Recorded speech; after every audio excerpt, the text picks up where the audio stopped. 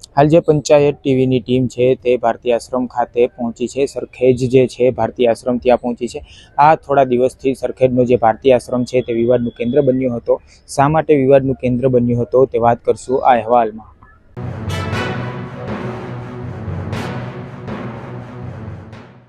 નમસ્કાર, હું છું કલ્પેશ ચાવડા. પંચાયત ટીવીમાં આપનું સ્વાગત છે. થોડા દિવસથી તમે જોઈ રહ્યા હશો કે સમાચારોની અંદર સરખેજ જે ભારતીય આશ્રમ છે તે વિવાદનું કેન્દ્ર બન્યું હતું, જ્યાં હરિહરાનંદ બાપુ દ્વારા તેનો કબજો લેવામાં આવ્યો હતો સંપૂર્ણ રીતે પ્રોટોકોલ સાથે. તે આશ્રમની હાલ અમે મુલાકાત લીધી છે. પહેલાં તો તમને આ આશ્રમના જે થોડા દ્રશ્યો છે તે હું તમને બતાવીશ. અહીંયા ખાતે હાલ તો જે હરિહરાનંદ બાપુ છે તેઓ બીમાર હોવાના કારણે હાલ તો આરામમાં હોય છે. તમે વાત કરીએ કે જે સરખેજનો જે આશ્રમ છે ભારતીય આશ્રમ છે તે કેટલા સમયથી વિવાદમાં રહ્યો હતો. ભારતી બાપુ બ્રહ્મલીન થયા બાદ, જે 4 વર્ષ પહેલાં તેઓ બ્રહ્મલીન થયા હતા, ત્યારબાદ જ આ વિવાદ સુર્ખીઓમાં આવ્યો હતો. આ વિવાદની અંદર જે ભારતી બાપુ દ્વારા જેમને વહીવટ બધો સંભાળવામાં આપ્યો હતો આશ્રમનો, તેઓ દ્વારા 4 શિષ્યોને ચારે આશ્રમનો વહીવટ સંભાળવાનું કહેવામાં આવ્યું હતું. પરંતુ તે શિષ્યો દ્વારા આ આશ્રમ ઉપર કબજો લેવાની જે વાતો આવી હતી, ખોટા ડોક્યુમેન્ટ્સ રજૂ કરવામાં આવ્યા હતા, તેને લઈને હરિહરાનંદ સ્વામી છે તેમણે પણ હવે મોરચો માંડ્યો છે અને તેમને પણ હવે આ આશ્રમ છે જે ભારતીય આશ્રમ ત્યાં આવીને સંપૂર્ણ રીતે કબજો લઈ લીધો છે. અને તેમના દ્વારા કહેવામાં આવ્યું છે કે આ આશ્રમનો હવે બધો જ વહીવટ હું કરીશ. પહેલાં તો હરિહરાનંદ સ્વામી મહારાજ છે, તેમણે શું વાત કરી છે એ સાંભળી લો. જય ગિરનારી, ઓમ નમો નારાયણ, અવંતિકેશ્વર મહાદેવ કી જય. ભારતી બાપુ 4 વર્ષ પહેલાં 21માં બ્રહ્મલીન થયા, ત્યારે 3 જગ્યા ઉપર મારા શિષ્યો વહીવટ કરતા અને મેનેજિંગ ટ્રસ્ટી મહંત તરીકે મને બાપુ નિયુક્ત કરતા ગયા હતા. તો મારા શિષ્યોને ખાલી વહીવટ સોંપ્યો હતો. એમાં સરખેજની અંદર ઋષિ ભારતી વહીવટ કરતા. પછી મને પૂર્ણ શ્રદ્ધા હતી એટલે મેં કાંઈ જોયું નહીં. પછી બાપુ ગયા પછી 3-4 મહિના બરાબર આવ્યું. ત્યાર પછી મીડિયા વિવાદો થવા. શિષ્ય મારો છે અને છતાં મહંતાઈનો હક મળ્યો ધરાવવા કે હું ભારતીય આશ્રમનો મહંત છું. તો ભારતીય આશ્રમનો વિલ, વસિયત, સરખેજ, જુનાગઢ, કેવડિયા એ બધું મારા નામનું છે. સનાથલ પણ મારા નામનું છે. છતાં મેં કીધું કોઈ વાંધો નહીં, ભલે મહંત લખાવતો, પરંતુ વહીવટ વ્યવસ્થિત કરે. પણ વહીવટમાં ટ્રસ્ટીઓને ગાળું દીધી. પછી પીજીનો ચલાવે છે, એનું નાણાંનું જે કાંઈ હિસાબ કિતાબો છે એ ટ્રસ્ટને રજૂ ન કર્યા. 3 વર્ષની અંદર જે કાંઈ આવક થઈ એનો આવક જાવકનો કોઈ હિસાબ ટ્રસ્ટીઓને કે ટ્રસ્ટને આપ્યો નહીં. એટલે ટ્રસ્ટીઓએ મને વિનંતી કરી કે અમે તો કોઈ દાતા નથી, અમારે એને ભદ્ર વર્તન થયું છે, પણ તમે હવે આનું કાંઈક સોલ્યુશન લાવો તો સારું, નહીં તો ટ્રસ્ટને કલેક્ટરને હસ્તક સોંપી દઈએ કે અથવા કોઈ પણ નિર્ણય લઈએ. તો મને એમ થયું કે મારા ગુરુ મહારાજે ઘણા સમયે તપસ્યા સાધના કરી અને બનાવ્યું છે. તો કાલે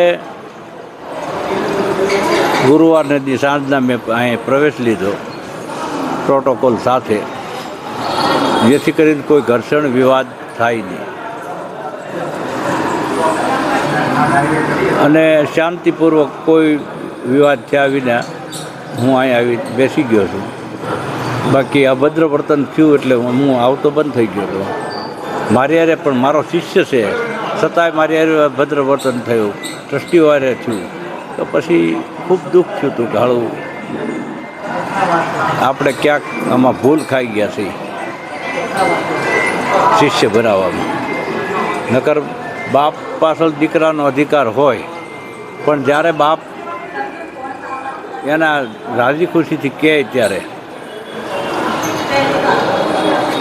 અને બધાને રાજી રાખીને કામ કરવું જોઈએ, તો એ કામ એને કર્યું નહીં.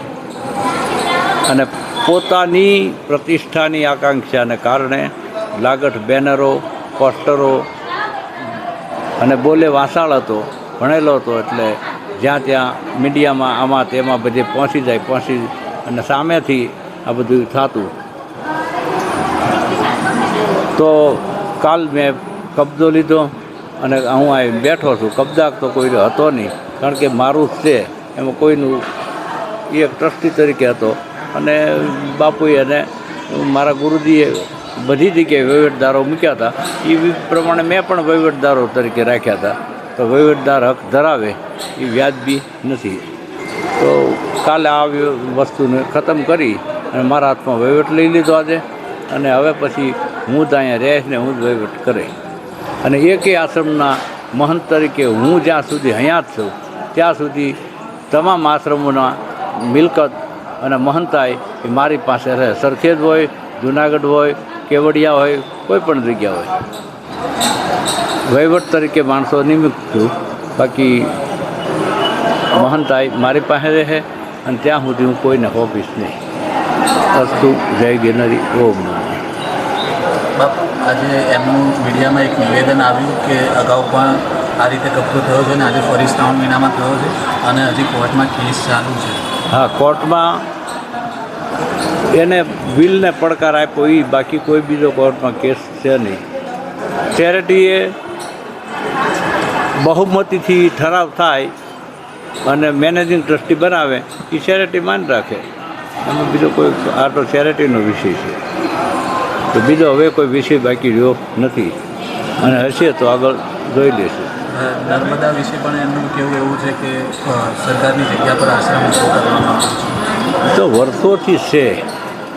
મારા ગુરુજી પહેલાં એક બ્રહ્મચારી બાપુ હતા, ત્યાગીજી બાપુ હતા, એ લોકોનું બનાવેલું છે. આપણે તો બેઠી મિલકત ઉપર આપણને એને સોંપ્યું ને આપણે બેસ્યા. બાપુને નર્મદા કિનારો ખૂબ પસંદ હતો એટલે ત્યાં બેસી ગયા. અસ્તુ જય ગિરનારી.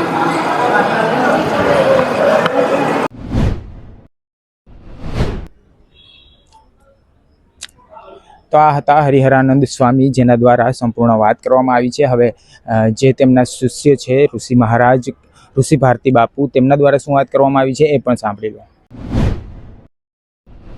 જુઓ, ચેરિટી કોર્ટ કે સેશન્સ કોર્ટ એમાંથી હજી કોઈ કોર્ટનો આદેશ થયો નથી, બરાબર.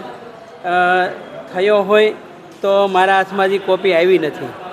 અને જો કોર્ટે એના તરફેણમાં ચુકાદો આપ્યો હોય તો હું સહર્ષ સ્વીકાર કરીશ. અને ન આપ્યો હોય તો એની પહેલાં આવી રીતે બાઉન્સરો લઈને, ટોળાઓને લઈને કબજો લેવો અમારી ગેરહાજરીમાં, એ તો કાનૂનના પણ વિરોધમાં છે અને એક ધર્મના પણ વિરોધમાં છે. અને એટલા માટે એ હરિહરાનંદ ભારતીજીની જે આ રીત છે એને હું વ્યક્તિગત રીતે વખોડું છું. અગાઉ પણ વિવાદ સામે આવ્યો હતો અને ફરી એકવાર આ વિવાદ સામે આવ્યો તો શું આ એ જ મામલો છે જે અગાઉ હતો? જુઓ, પહેલી વખતે વિવાદ હતો એ તો સમાધાન 3 વાર તો અમે એની સામે બેઠા હતા. પછી છેલ્લે અખાડો પણ બેઠો હતો, પંચ પરમેશ્વર હાજર હતું, સમાધાનની વાત થઈ, એને જે ટર્મ કન્ડિશન કીધી એમાં અમે એગ્રી થયા. અને છતાં પણ એ જુનાગઢ જઈને પ્રેસ કોન્ફરન્સ કરી અને કે સમાધાનને અમે નકારીએ છીએ આવી વાત કરી. એટલે વારે વારે એ વ્યક્તિ રંગ બદલે છે, એને હું વ્યક્તિગત રીતે વખોડું છું. બાપુ, જે ભંડારાની વાત સામે આવી રહી છે કે જેને લઈને વિવાદ થયો તો એ મામલો શું હતો?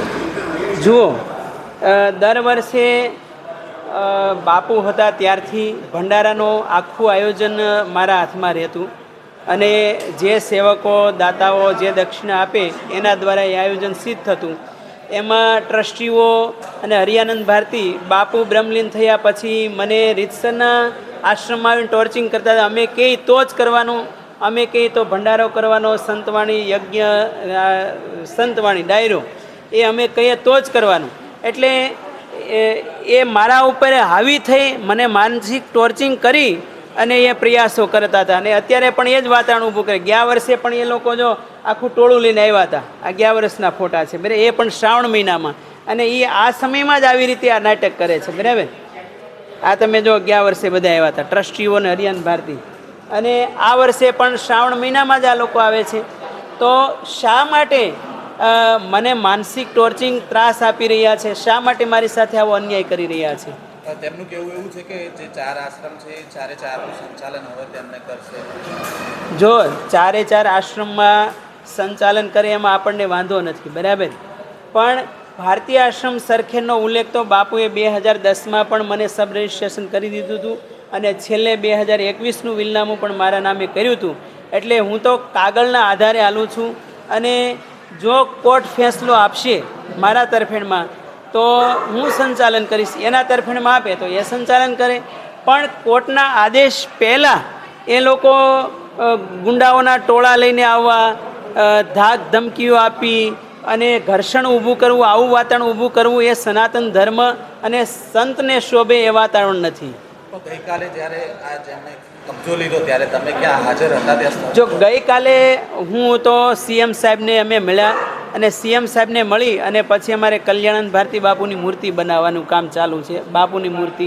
તો એટલા માટે હું અંબાજી બાજુ નીકળ્યો, પણ સાંજ પડી આ સમાચાર મળ્યા એટલે હું ત્યાંથી વહેલા સવારે અહીંયા નીકળ્યો. અને આ વાતાવરણ જોઈ તો મને તો ખૂબ દુઃખ થયું છે કે ભારતી બાપુની આવી દિવ્ય ઉજળી પરંપરા, એમાં ભારતીય આશ્રમને શા માટે આવી રીતે ટાર્ગેટ બનાવી અને એની નામના એનું ગૌરવ શા માટે ડાઉન કરી રહ્યા છે? હરિયાન ભારતીજીમાં આવા સદ્ગુણો કેમ નથી? પ્રશ્ન જો મારો ને તમારો હોય તો એકલા બેસી અને આનું નિવારણ લાવવું જોઈએ. પહેલાં પણ કીધું હતું, અખાડાની હાજરીમાં પણ આ જ વાત થઈ હતી, અને ફરીથી આ જ વાત થાય છે. પરંતુ જો કોર્ટના વિરોધમાં એ એક્શન લેશે તો પછી હું પણ એક્શન લઈશ. ગઈકાલે જે રીતે બાઉન્સર લઈને આવ્યા ને પછી જે પોલીસનો કાફલો પણ તૈનાત હતો તેના વિશે શું? જો એ તો એ લોકોએ કોર્ટના આદેશના વિરોધમાં જઈને કામ કર્યું છે બરાબર. કોર્ટે આદેશ કર્યો હોય ને આવ્યા હોય તો આપણે સહર્ષ સ્વીકારીએ, પરંતુ કોર્ટના વિરોધમાં એ લોકો આવે તો એ તો યોગ્ય નથી જ ને. તેમણે કીધું છે તેમણે ત્યાં જ રહેવાના છે, તો તમે હવે શું કરો? તો હું હમણાં વકીલ આવે છે, વકીલને હું મળી અને એની સલાહ પ્રમાણે આગળ વધી. જી. અને જે નર્મદાની જે વાત છે તેનું શું લાગુ? જો નર્મદાના આશ્રમનું મેં સાંભળ્યું છે ત્યાં સુધી કે નર્મદાનો આશ્રમ છે ખરેખર ભારતીય આશ્રમનું ટાઇટલ છે, બાકી ખરેખર નર્મદા નિગમની એ માલિકી છે. એ આશ્રમનો કોઈ ભારતીય આશ્રમનો એમાં હક દાવો છે જ નહીં. અને મેં સાંભળ્યું છે ત્યાં સુધી ત્યાં જે આવક આવે છે એ પોતાના અંગત ખર્ચા માટે સરકારના પૈસા વપરાય છે. તો હું તો કહું નર્મદા નિગમે આમાં અંગત રસ લઈ અને ભારતી બાપુના નામ એની ગરિમા એ ડાઉન ન થવી જોઈએ. અને મારી પાસે આજે સવારે જ એક વિડીયો આવ્યો છે, ત્યાં એવા સૃષ્ટિ વિરોધના કામ પણ થાય છે. તો સાધુને શોભે આવું કામ કરવાનું?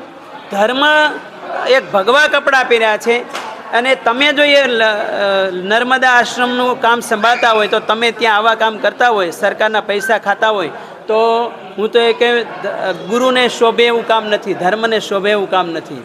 તેમનું કહેવું એવું પણ હતું કે તમે તમારા ગુરુ છે એમણે અને કોઈ વિવાદ નથી, તો તમારું શું કહેવું? જુઓ, એ મારા ગુરુ હોય તો પછી અમને દીકરા તરીકે કેમ નથી રાખતા? ઘરમાં 5 દીકરા હોય તો બધાય દીકરાઓ પ્રત્યે સમાન દ્રષ્ટિ હોવી જોઈએ. શા માટે એકલા મહાદેવ ભારતીને જ પ્રાયોરિટી આપે છે? બીજા શિષ્યોને લીગલી ઓફિશિયલી કેમ એ લોકો પ્રાયોરિટી નથી આપતા? જો મહાદેવ ભારતી છે એના સમાજનો છે, એના પરિવારનો છે, એટલે એ મહંત લખે કે એ જુનાગઢનું આશ્રમ કે અન્ય આશ્રમ સંભાળે તો એને વાંધો નથી, બરાબર. સરખેજનું આશ્રમ ઋષિ ભારતી સંભાળે તો એને તરત વાંધો આવે છે.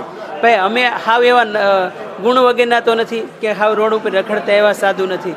મારી પાસે એજ્યુકેશન છે, 3 ગોલ્ડ મેડલ મળેલા છે, વેદાંતમાં મેં આચાર્ય કરેલું છે, 18 કલાક સુધી મેં સંસ્કૃતમાં ભોગ આપ્યો છે, મારી પાસે 5 ભાષાનું પ્રભુત્વ છે, દેશ વિદેશમાં મેં ટ્રાવેલિંગ કરેલું છે. અને પછી બાપુએ મને એક્સેપ્ટ કર્યો હતો. અને 2008થી 2021 સુધી તમે મારા વિડીયોઝ છે, ફોટોગ્રાફીસ છે, બધુંય બાપુ મને અંગત એક શિષ્ય તરીકે રાખતા. ગુરુમંત્ર તો બાપુએ જ આપ્યો હતો, અને છેલ્લે મને કલ્યાણાનંદ બાપુ પાસે એમ કીધું તું એની સેવા કરજે, એની પાસે રુદ્રાક્ષ પહેરજે. પણ વચ્ચે આ હરિયાનંદ ભારતી આવ્યા એને ત્યારે હું ઓળખતો પણ નહોતો. પણ પછી મને ખબર પડી કે આ તો પોતે ભુવા પણ છે, કારણ કે ભુવાને વેદાંતિઓની ક્યારે વિચારધારા સેટ આવે નહીં. હું જ્યારે વાક્યા ગયેલો ભાડવાક્યા ત્યારે ભુવા ધૂણવાનું કામ કરતા, દાણા જોવાનું કામ કરતા, એક અંધશ્રદ્ધાનું કામ કરતા હતા. જે સરકારશ્રીએ અત્યારે અંધશ્રદ્ધા નિર્મૂલન બિલ બહાર પાડ્યું છે એના વિરોધમાં કામ કરતા હતા. એટલે મને એનો સ્વભાવ, એનું નેચર ગમ્યું નહીં, અને એટલા માટે મારી દ્રષ્ટિએ એનામાં ગુરુભાવ તરીકેની રહી નહીં. અને મારા પ્રત્યે બાપુ બ્રહ્મલીન થયા ત્યારથી સતત ટોર્ચિંગ ચાલુ છે, સતત મને માનસિક ત્રાસ આપવાનું, મારી સાથે અન્યાય, જાતિપાતિનો ભેદ પણ એ કરી રહ્યા છે.